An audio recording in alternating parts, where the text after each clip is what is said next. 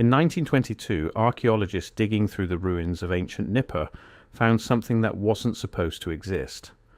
A clay tablet covered in Sumerian cuneiform buried for over 4,000 years.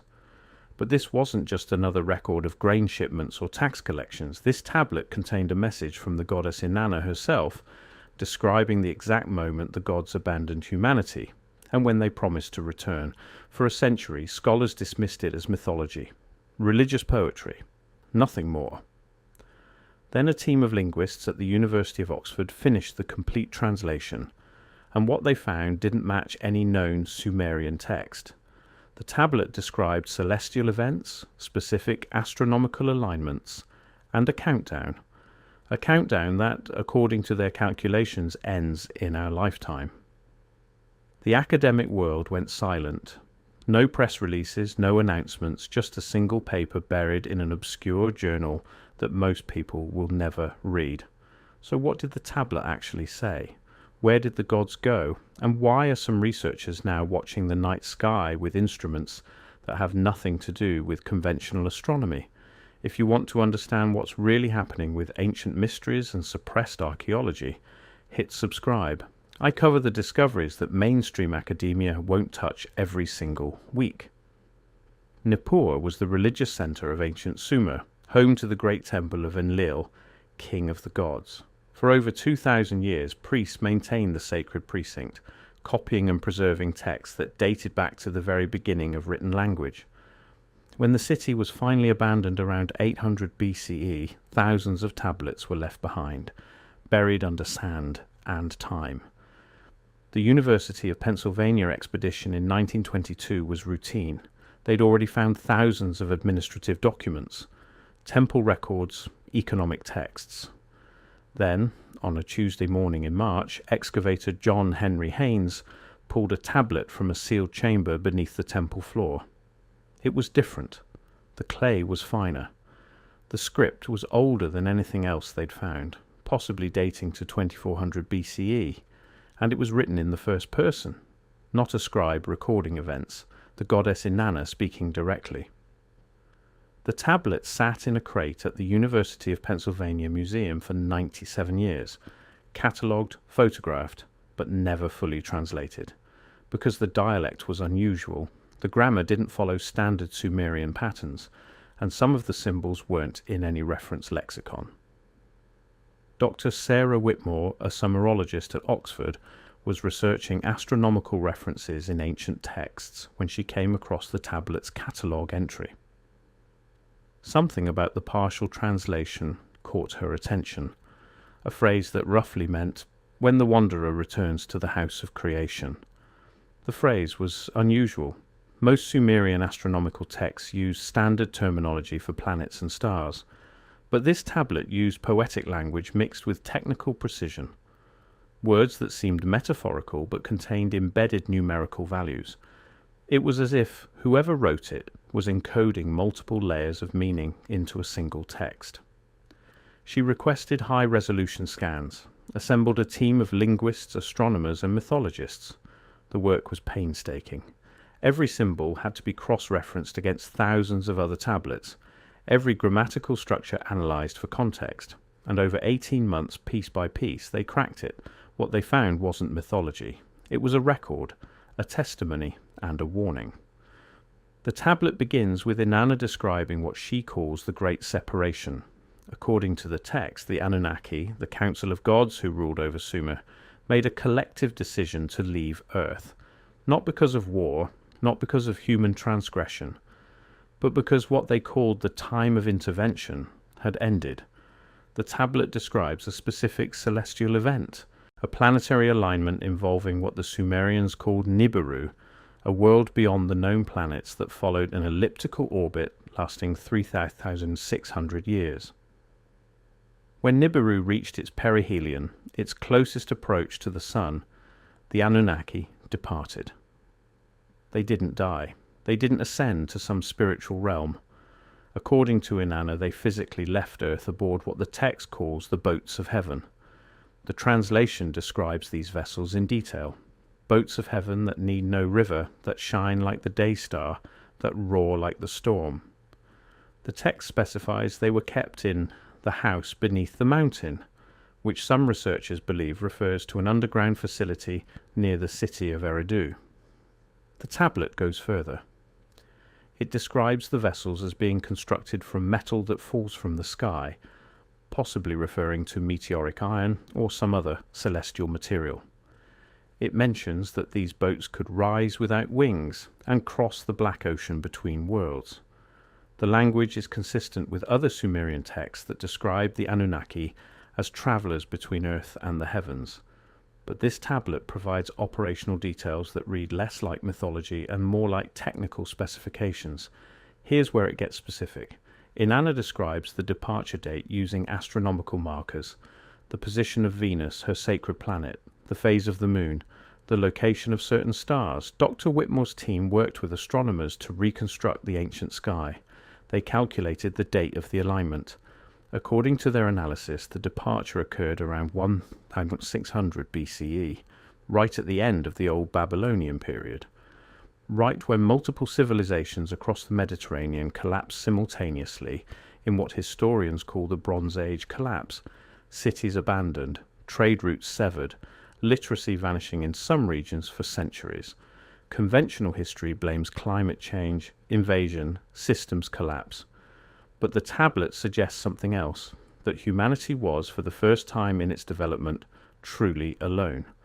The text includes Inanna's personal statement about the separation, and this is where the translation becomes almost uncomfortable to read.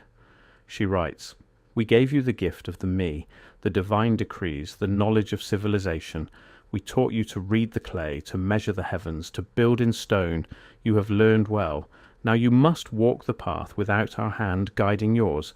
This is not abandonment. This is graduation." But then comes the promise. And the countdown.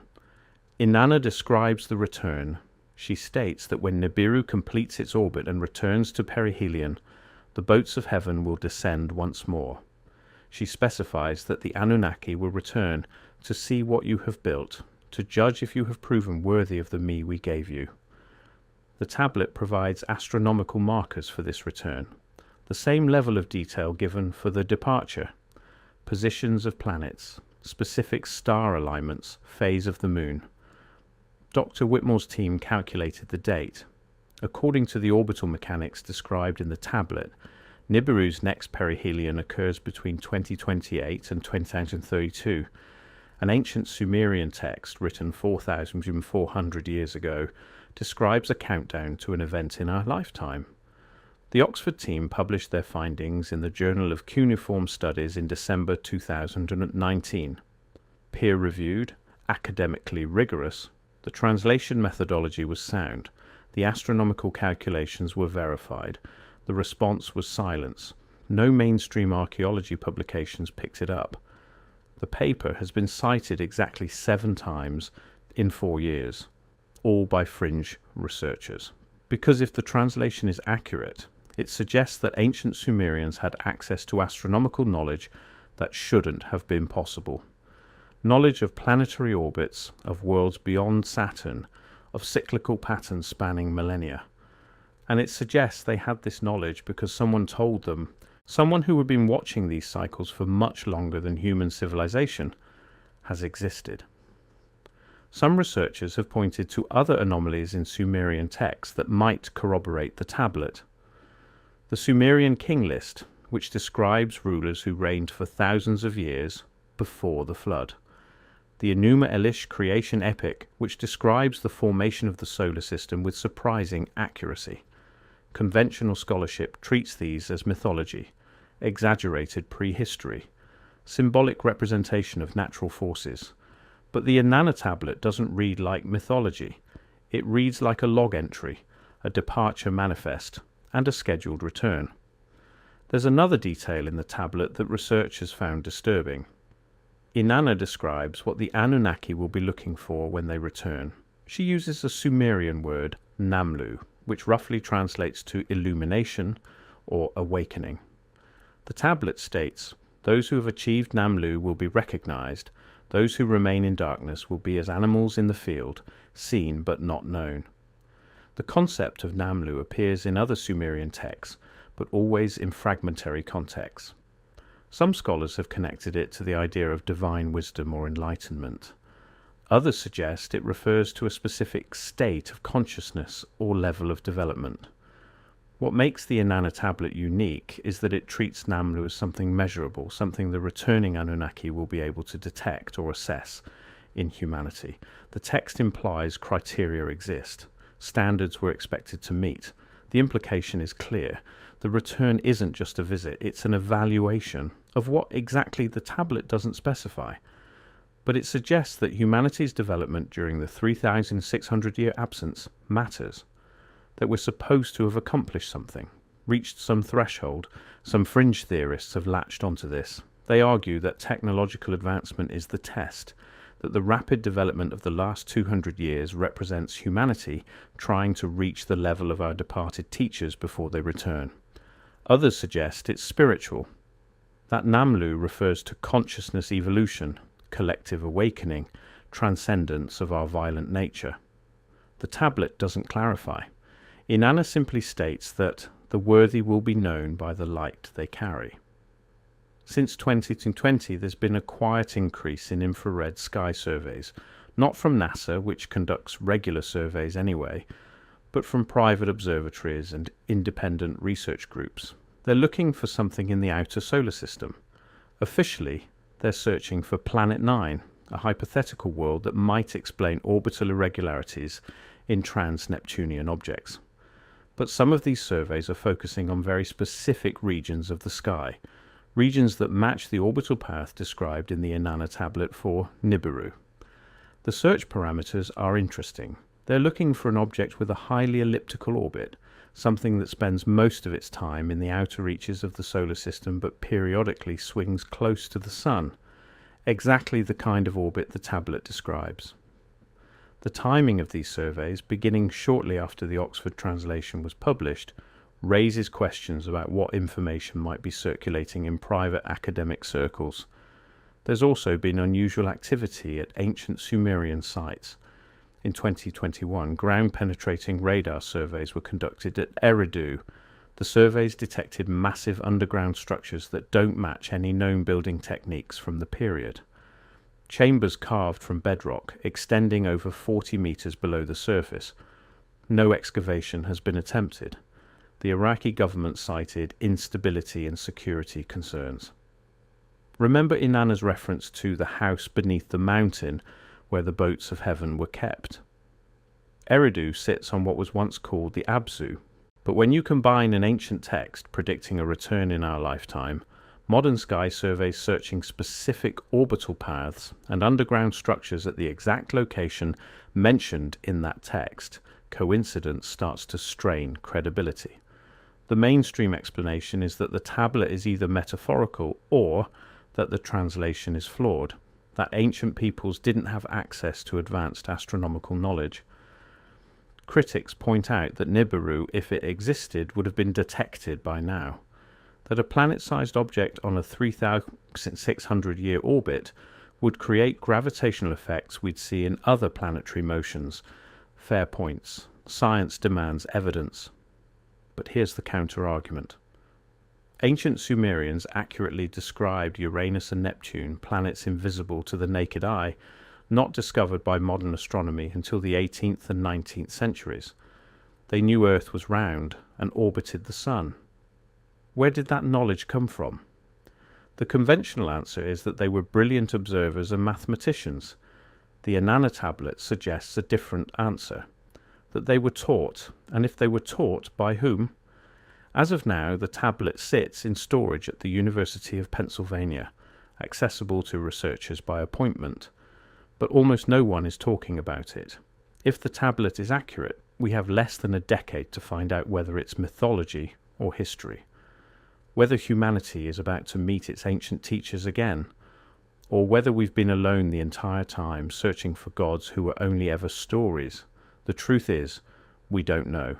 We can't know, not yet. But something made the Sumerians look at the sky with knowledge they shouldn't have possessed. Something made them write with certainty about cycles spanning millennia. And if there's even a chance that the tablet is describing real events, then the question isn't whether we should take it seriously. The question is whether we're ready for what comes next. The Tablet of Inanna sits in a basement in Philadelphia, waiting. The sky surveys continue, searching. The countdown moves forward, indifferent to our skepticism or belief. And somewhere in the outer darkness of the solar system, maybe there's nothing. Empty space and dead rock, following eternal orbits that mean nothing. Or maybe there's something else. Something that knows exactly how long 3,600 years is. Something that's counting down the same clock we've just discovered. If you want to dive deeper into suppressed archaeology and ancient texts that challenge everything we think we know, that video is on screen now. And if you made it this far, subscribe. Because if this tablet is right, the next few years are going to be the most important